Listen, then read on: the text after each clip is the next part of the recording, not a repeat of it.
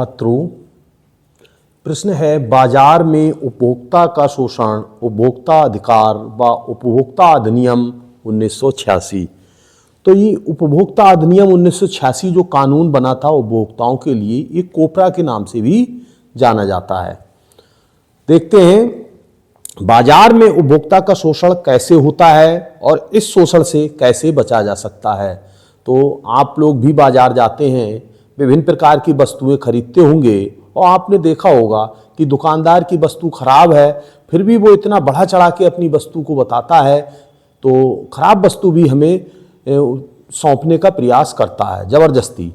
और वो वस्तु हम उससे ले भी आते हैं, उसके लालच में आ जाते हैं, क्योंकि वो इसकी इतनी विशेषताएं बता देता है कि वो हमें लगने लगता है वास्तव में ये वस्तु अच्छी होगी, और बाद में उपयोग करने के बाद हमें पता लगता है कि ये वस्तु खराब है। तो ऐसी स्थिति से बचने के लिए सरकार ने कुछ कानून बनाए थे, तो और उन कानूनों को आज जानते हैं और उपभोक्ताओं का शोषण कहाँ कहाँ होता है, कैसे होता है और इसे कैसे बचा जा सकता है। तो इसके लिए आज जानते हैं।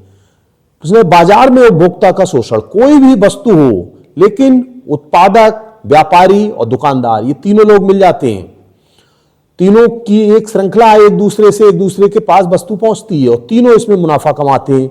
के पास से गुजरकर उपभोक्ता के पास तक वस्तु आती है, तीनों लोगों द्वारा उपभोक्ता का शोषण किया जाता है। कैसे? इसके कुछ तरीके निम्न हैं शोषण करने के, जो ये शोषण करते हैं वो आप देखते हैं। बाजार में उपभोक्ता का शोषण, इस टेबल के माध्यम से इसे हम समझ सकते हैं। क्यों? नंबर 1, अधिक मूल्य लेना। वस्तु कुछ वस्तुएं ऐसी होती हैं जिन पर रेट अधिक पड़े होते हैं या बिल्कुल रेट नहीं पड़े होते हैं, तो उनकी वस्तुओं की मनमानी मूल्य वसूल कर लेते हैं हम लोगों से। अगला, कम तौलना या मापना।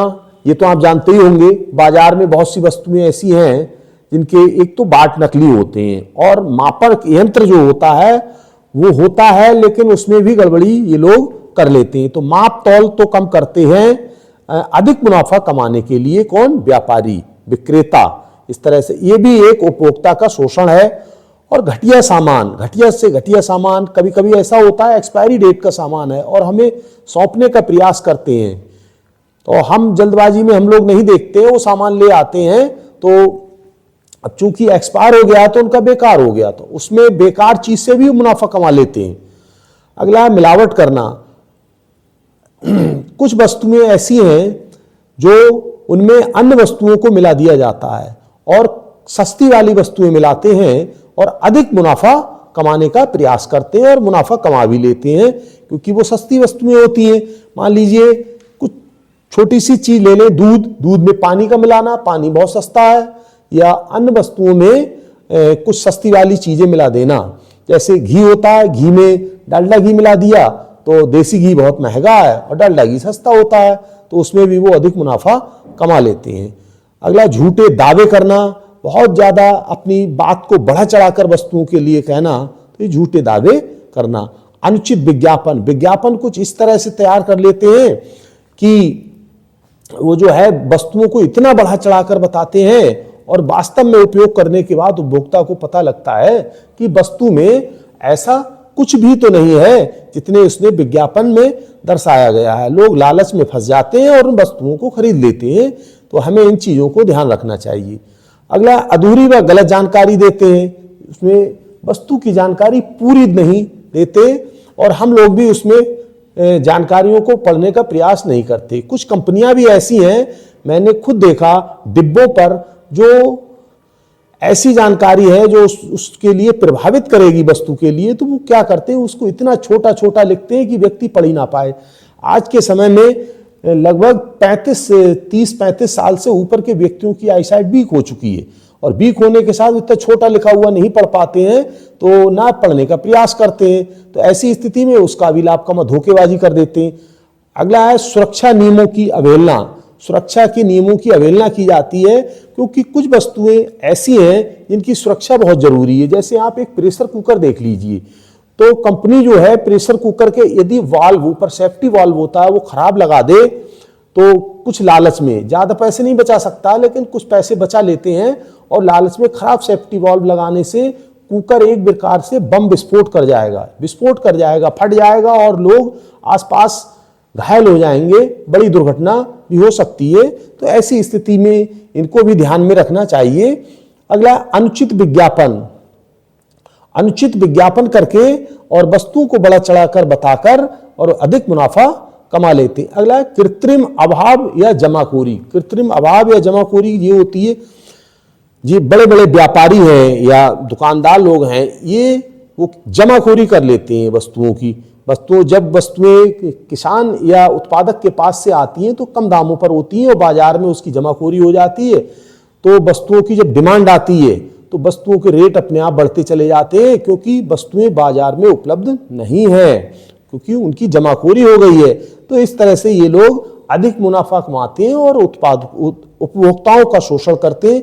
इससे बचने के लिए कुछ कानून बनाया गया था, जिसे उपभोक्ता सुरक्षा अधिनियम 1985 या कोपरा के नाम से जाना गया था। ये इतने जो पॉइंट हैं इसके, इनके बारे में थोड़ा लिख देंगे, करीब 2-2, 3-3 लाइनें।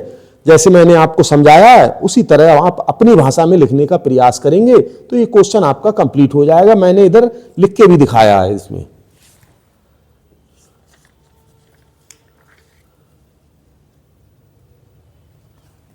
ये देखो, यहां तक 10 पॉइंट आते हैं आपके। 10 पॉइंटों को मैंने ये लिखने का प्रयास किया, आपको दिखाया है। अगला है उपभोक्ता अधिकार। उपभोक्ताओं के लिए कुछ अधिकार दिए गए हैं, वो कौन कौन से हैं? जैसे सुरक्षा का अधिकार, सूचना का अधिकार, वस्तु चुनने का अधिकार, शिकायत का अधिकार, शिक्षा का अधिकार, और एक अधिकार है